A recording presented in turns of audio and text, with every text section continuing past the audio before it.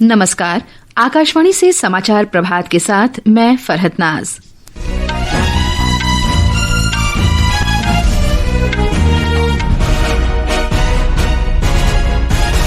भाजपा संसदीय दल ने प्रस्ताव पारित कर विनिर्माताओं और व्यापारियों से जीएसटी दर में कटौती का लाभ उपभोक्ताओं तक पहुंचाने का आह्वान किया।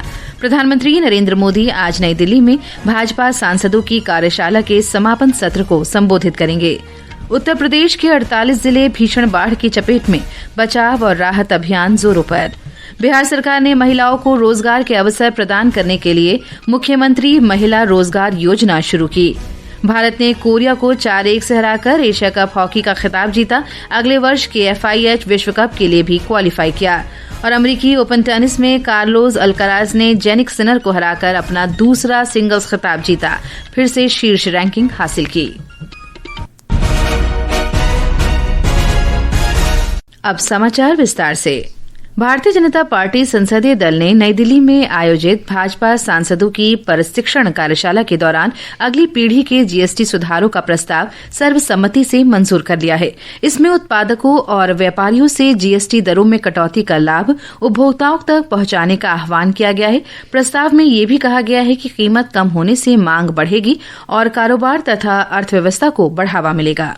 केंद्रीय वाणिज्य और उद्योग मंत्री पीयूष गोयल के प्रस्ताव में भाजपा सांसदों ने प्रधानमंत्री नरेंद्र मोदी को इस साहसिक और जनहितैषी कदम के लिए बधाई दी है। इसमें कहा गया है कि ये सुधार नागरिकों के जीवन में आसानी लाने, व्यापारियों को सशक्त करने और देश को आत्मनिर्भर बनाने के नरेंद्र मोदी सरकार के लक्ष्य का प्रतीक है। प्रधानमंत्री के मार्गदर्शन में हाल में किए गए इन सुधारों में देश के लिए निर्धारित सभी प्रमुख लक्ष्य प्राप्त करने की क्षमता है। प्रस्ताव में कहा गया है कि सुधारों के अगले चरण से जीएसटी कर प्रणाली सरल हुई है और इसमें नागरिकों के हित को केंद्र में रखा गया है। खाद्य वस्तुएं और औषधि तथा इलेक्ट्रॉनिक उपकरणों पर जीएसटी दरें कम होने से इनकी कीमतों में कमी आएगी। छोटे व्यवसायियों, निर्यातकों और स्टार्टअप उद्यमों के लिए भी प्रक्रियाएं सरल की गई हैं। समाचार कक्ष से निखिल कुमार।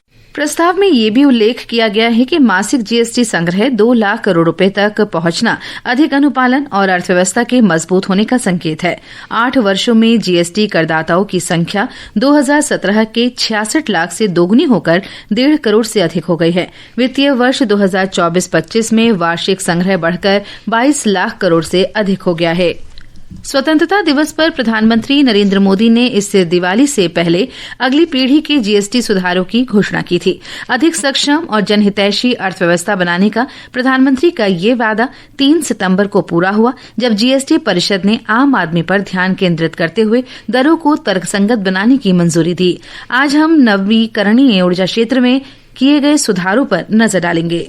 ऊर्जा क्षेत्र में बड़े बदलाव के अंतर्गत सौर कुकर, सौर पैनल, पवन चक्की, बायोगैस प्लांट और कचरे से ऊर्जा बनाने वाले सिस्टम पर जीएसटी 12% से घटाकर 5% कर दिया गया है। कोयला और लिग्नाइट पर जीएसटी 5% से बढ़कर 18% कर दिया गया है, ताकि उद्योग हरित ऊर्जा का इस्तेमाल करें। हालांकि इलेक्ट्रिक वाहन अभी भी 5% जीएसटी के अंतर्गत ही रहेंगे, ताकि साफ और हरित परिवहन को बढ़ावा मिले। भारत जल्द ही स्वच्छ ऊर्जा के क्षेत्र में और मजबूत होगा। उद्योगपतियों ने इन जीएसटी सुधारों को संतुलित और सही कदम बताया है। केंद्रीय पर्यावरण, वन और जलवायु परिवर्तन मंत्री भूपेंद्र यादव ने जीएसटी परिषद के सुधारों को हरित भारत के लिए जीएसटी सुधार कहा है। सौर, पवन और कचरे से ऊर्जा बनाने वाली परियोजनाओं को अपनाना भारत की 2070 तक नेट जीरो का लक्ष्य पूरा करने और पेरिस समझौते के तहत जिम्मेदारियां निभाने के लिए जरूरी है। ईशानी यादव, आकाशवाणी समाचार, दिल्ली। आम आदमी पर केंद्रित जीएसटी सुधार 22 सितंबर से लागू होंगे। प्रधानमंत्री नरेंद्र मोदी आज नई दिल्ली में भाजपा सांसदों के प्रशिक्षण कार्यक्रम में आयोजित कार्यशाला के समापन सत्र को संबोधित करेंगे।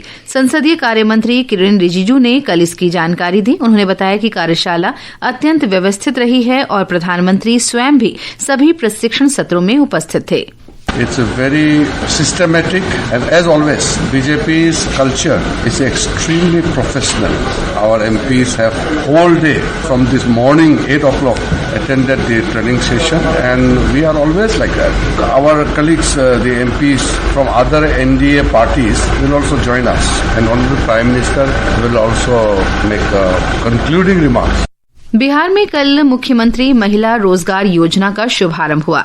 इस योजना का उद्देश्य महिलाओं को रोजगार के समुचित अवसर उपलब्ध कराना है। मुख्यमंत्री नीतीश कुमार ने योजना का पोर्टल शुरू किया और इसके बारे में जागरूकता बढ़ाने के लिए अनेक प्रचार वाहनों को रवाना किया। इस योजना के तहत राज्य में प्रत्येक परिवार की महिला को अपनी रुचि का व्यवसाय शुरू करने के लिए वित्तीय सहायता दी जाएगी।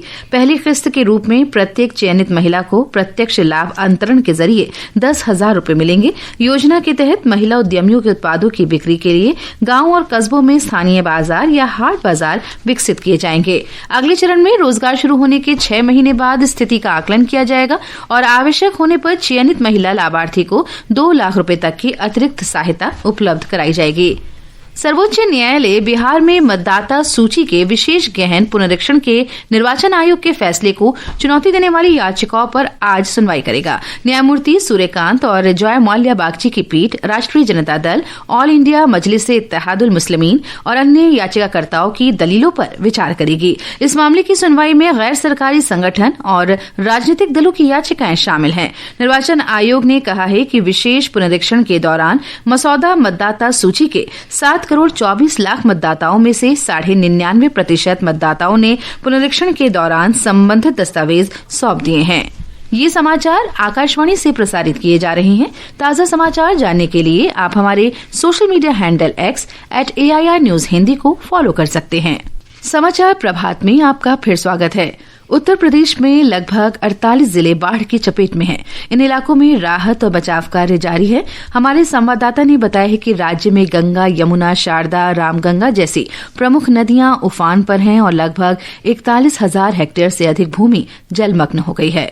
प्रदेश में गंगा, यमुना, शारदा और रामगंगा जैसी प्रमुख नदियां उफान पर हैं और 41,000 हेक्टेयर से ज्यादा जमीन जलमग्न हो गई है। आगरा, मथुरा, अलीगढ़, फर्रुखाबाद, शाहजहांपुर और प्रयागराज जिले बाढ़ से सबसे ज्यादा प्रभावित हैं। राज्य भर में प्रशासन द्वारा स्थापित राहत और बचाव शिविरों में 11,000 से ज्यादा लोगों ने शरण ली है। उफनती यमुना के कारण मथुरा के पुराने शहर के कई इलाकों में पानी भर गया है। वृंदावन के कुछ मंदिर बाढ़ के कारण बंद कर दिए गए हैं। परिक्रमा मार्ग भी पानी में डूबा हुआ है और श्रद्धालुओं के उस इलाके में जाने पर रोक लगा दी गई है। सुशील चंद्र तिवारी, आकाशवाणी समाचार, लखनऊ।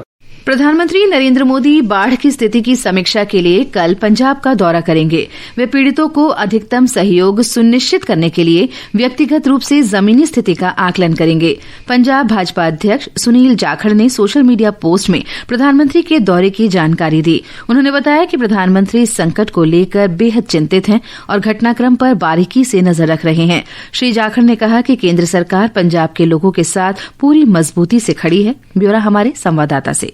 मौसम विभाग द्वारा आने वाले दिनों में भारी बारिश न होने और धूप खिलने की भविष्यवाणी को प्रभावित लोग उम्मीद की किरण मान रहे हैं। इस बाढ़ में जान गंवाने वालों की संख्या बढ़कर 48 हो गई है। राज्य भर के 2050 गाँव से 3,87,000 से ज्यादा लोग सीधे तौर पर विस्थापित हुए हैं। भारतीय सेना, वायुसेना, NDRF, BSF के बचाव दल और स्वयं सेवकों ने अभी तक 22,000 से ज्यादा लोगों को सुरक्षित स्थानों पर पहुंचाया है। इनके अलावा सैकड़ों NCC कैडेट और केंद्रीय युवा मामले एवं खेल मंत्रालय के मेरा भारत आपदा मित्र भी स्थानीय लोगों की मदद कर रहे हैं। राज्य के सभी शैक्षणिक संस्थान कल से छात्रों के लिए खोले जा रहे हैं। राजेश बाली, आकाशवाणी समाचार, जालंधर। इससे पहले कृषि मंत्री शिवराज सिंह चौहान ने स्थिति के आकलन के लिए राज्य का दौरा किया था। इस बीच दिल्ली में यमुना नदी का जलस्तर खतरे के निशान से नीचे आने लगा है। आज सुबह जलस्तर 205.22 मीटर दर्ज किया गया। यमुना के आसपास के निचले इलाकों में रहने वाले लोगों को सुरक्षित स्थानों और राहत शिविरों में भेजा गया है।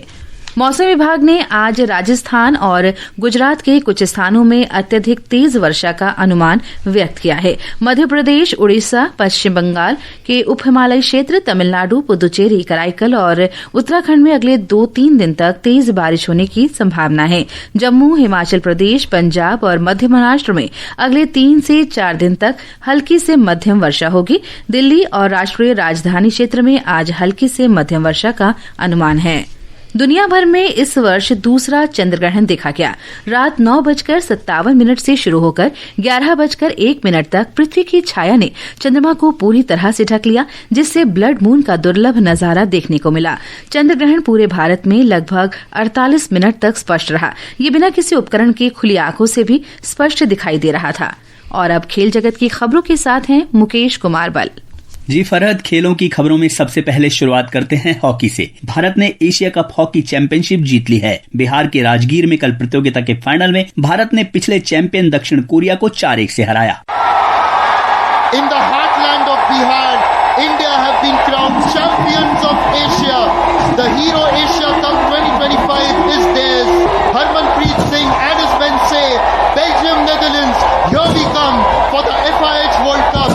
इसके साथ ही भारत ने नीदरलैंड्स और बेल्जियम में अगले वर्ष होने वाले विश्व कप के लिए भी क्वालिफाई कर लिया है। भारत की तरफ से सुखजीत सिंह, दिलप्रीत सिंह और अमित रोहिदास ने गोल किए। प्रधानमंत्री नरेंद्र मोदी ने भारतीय हॉकी टीम को इस शानदार खिताबी जीत पर बधाई दी है। श्री मोदी ने सोशल मीडिया पोस्ट में कहा कि ये भारतीय हॉकी और खेल जगत के लिए गौरव का क्षण है। श्री मोदी ने खिलाड़ियों को नई उपलब्धियां हासिल करने और देश को गौरवान्वित करने की कामना की। कप्तान हरमनप्रीत सिंह ने कहा कि ये खिताबी जीत मैच दर मैच प्रदर्शन में सुधार का परिणाम है। और फरहत, अगर बात करें टेनिस की तो अमेरिकी ओपन के पुरुष सिंगल्स फाइनल में कल रात कार्लोस अल्काराज ने यानिक सिनर को हराकर अपना दूसरा खिताब जीता। अल्काराज ने सिनर को 6-2, 3-6, 6-1, 6-4 से मात दी। इस जीत के साथ ही अल्काराज ने पुरुष टेनिस में शीर्ष रैंकिंग फिर से हासिल कर ली है। इसके अलावा शतरंज में भारत की दिव्या देशमुख ने कल रात उज्बेकिस्तान में फिडे ग्रैंड स्विस 2025 के ओपन वर्ग में मिस्र के बासेम अमीन को चौथे राउंड में हराया। जी फरहत, खेलों की दुनिया से बस आज इतना ही।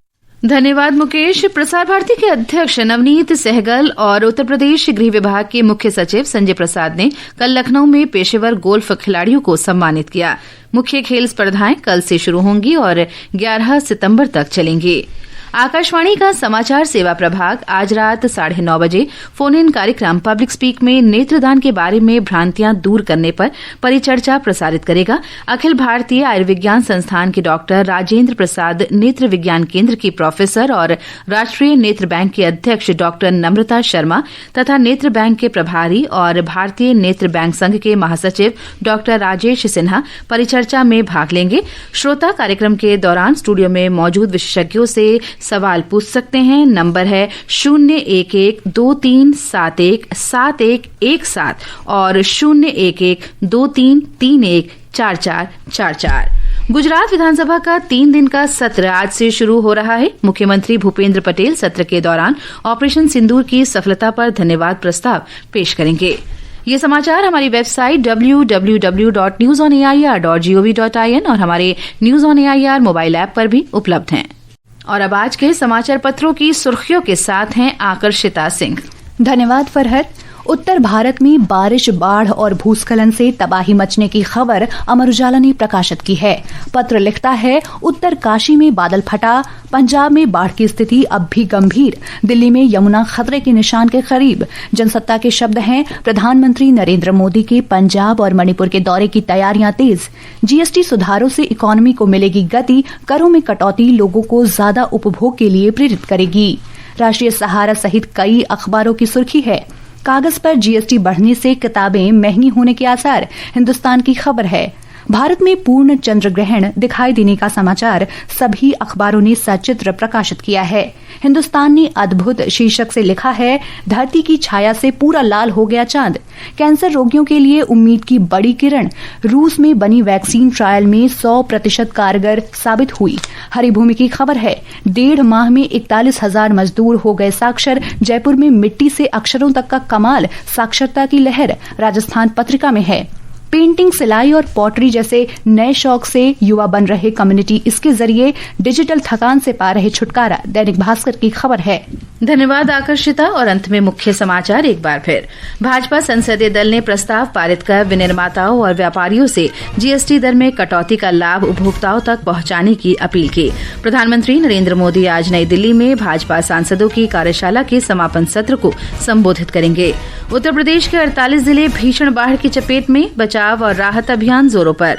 बिहार सरकार ने महिलाओं को रोजगार के अवसर प्रदान करने के लिए मुख्यमंत्री महिला रोजगार योजना शुरू की। और अमेरिकी ओपन टेनिस में कार्लोस अल्कराज ने जेनिक सिनर को हराकर अपना दूसरा सिंगल्स खिताब जीता, फिर से शीर्ष रैंकिंग हासिल की।